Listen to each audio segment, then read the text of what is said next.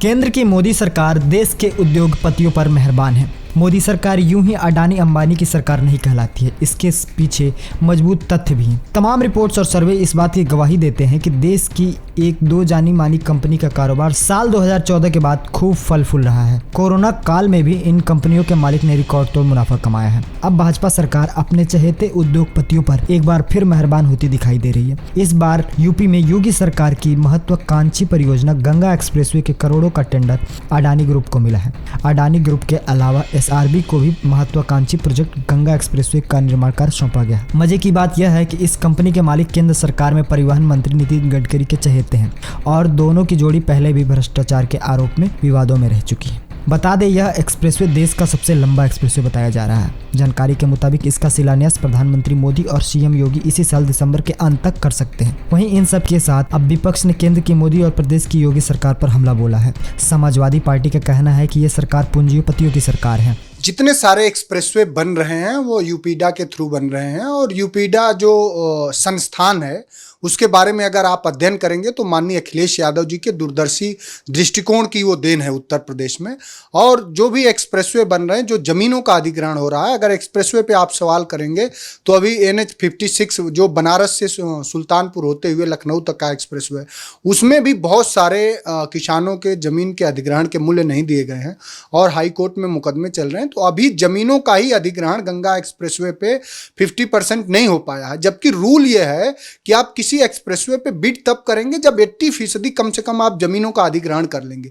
तो सरकार को जल्दीबाजी है कि उसके द्वारा पोषित उद्योगपति को कितना जल्दी सरकार के पैसे दे दिए जाए, इसलिए यह जल्दबाजी में लिया गया फैसला है। वहीं कांग्रेस ने सरकार पर हमला बोलते हुए कहा है कि ये सरकार सिर्फ शिलान्यास ही करेगी और अंबानी अडानी को फायदा पहुंचाएगी।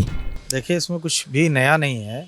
मोदी सरकार हो चाहे योगी सरकार हो, ये लोग सिर्फ उद्योगपतियों के लिए काम कर रहे हैं और अपने उद्योगपति दोस्तों को मजबूत कर रहे हैं, जिससे कि वर्तमान में सरकार में रहते हुए भी और सरकार के बाद भी अगर ये विपक्ष में जाएंगे तो इनके उद्योगपति मजबूत रहें और इनके प्रचार प्रसार और रैलियों पे जो खर्च होता है, इनके संगठन की जो बैठकें होती हैं उस पर जो खर्च होता है, उनके ये उद्योगपति मित्र जो है वो उठाते रहें, उसके लिए काम करते रहे हैं और कर रहे हैं। इसमें कुछ नया नहीं है। ये वोट तो गरीबों का लेते हैं, मज़दूरों का लेते हैं, किसानों का लेते हैं, मध्यम वर्ग का लेते हैं, लेकिन इनका सारा फोकस जो है उद्योगपतियों के लिए, उन्हीं के ये कर्जे माफ़ करते हैं। आज बैंकों की जो हालत बुरी हो चुकी है और बैंकों की हालत की वजह से जो बेरोज़गारी बढ़ती जा रही है, बैंकों का जो निजीकरण करने की दिशा में ले जा रहे हैं, ये सारा काम उद्योगपतियों के लिए हो रहा है। एक्सप्रेसवे, एयरपोर्ट, जितने भी नवरत्न थे वो सब बिकते जा रहे हैं, उद्योगपतियों के लिए हैं। और उसके पीछे कारण है इनकी महंगी रैलियां और इनके संगठन की बैठकें, जिसका कोई हिसाब किताब नहीं है।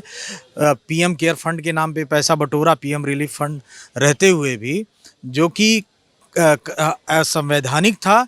और वो भी, उसका भी यही कारण है कि उद्योगपति मित्रों से उसमें पैसा लिया और उसका उन्होंने अपने हिसाब से इस्तेमाल किया चुनाव के लिए और रैलियों के लिए। गंगा एक्सप्रेसवे का शिलान्यास अगले महीने प्रधानमंत्री करने जा रहे हैं। साहब, जब अपनी सरकार होती है तो जाहिर सी बात है अपने उद्योगपति को फ़ायदा भी पहुंचाना है। खबरें यहाँ निकल के आ रही हैं कि ये विभाग अडानी को ही प्रोजेक्ट देने वाला है। इस सरकार में अडानी खूब फल फूल रहे हैं। अब देखने वाली बात है कि कितना और सरकार अडानी को आगे चल के फ़ायदा पहुँचाने वाली है।